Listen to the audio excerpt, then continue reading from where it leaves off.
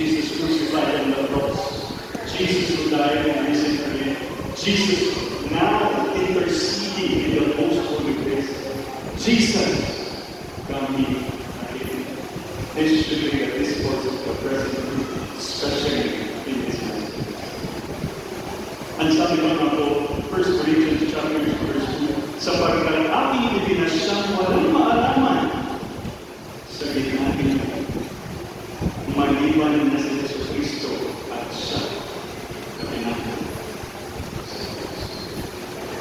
That's, ang sabi mo sa 7 ABC 458, it is a very nice page, and it says, habang siya'y nakabitin sa cross, si Cristo ang Ebanghelyo.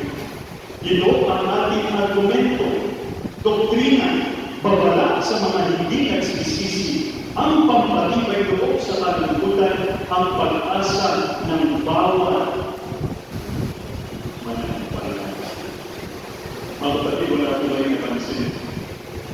Sa Acts chapter 2, nung binuhos ng Panginoon ang early day po ng Espiritu, hindi ko ba napansin na kadalasan ang mensahe ko nila walang iba kung hindi sa Jesus na nakapagsasabi. Have you heard it?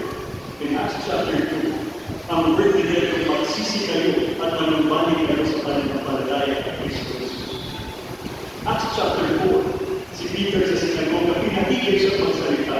Pero kung sabi niya, Acts chapter 4, verse 10, walang ibang pangalan sa ilalim ng langit at lupa na ibinigay sa ikaligtas. Verse 10, si Jesus lamang na tagayagsabi. At sa susunod mo, may lalaki lupo, ang lalaki lupo ay hindi ng barya ng si Peter at si John, wala sa ibang ibigay. Pero ano po ang sinabi ni Peter? Tila at dito, wala ako. Ngunit sa pangalan ng Panginoon Jesus na nagkakasip tumayo. Ano po ang sabi? At ang lalaki ay tumayo. At siya'y tumatalon at natutulak na pupuri sa pangalan ng Panginoon. Brothers and sisters, there will be a revival and revelation of the message of Jesus Christ. Is that amen? What we need is the present truth that is found in Jesus Christ, especially in the cross.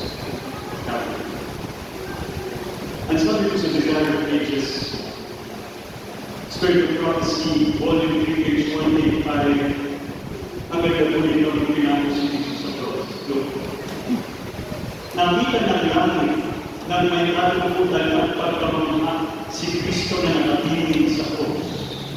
Ang ibig sabihin ko ang kapatid, ang buong langit ay namamahal na lulat sa itsura ni Jesus sa cross of Calvary. And it says, ang dugo kumakatos sa kanyang nasugatan ng mga ulo. Ibig sabihin, ang itsura ni Jesus sa cross, punong-punong dugo yung kanyang ulo. Bakit? Ang sabi ko sa Matthew 27:29, sila'y gumawa ng koronang tinig, ipinakot ito sa kanyang ulo.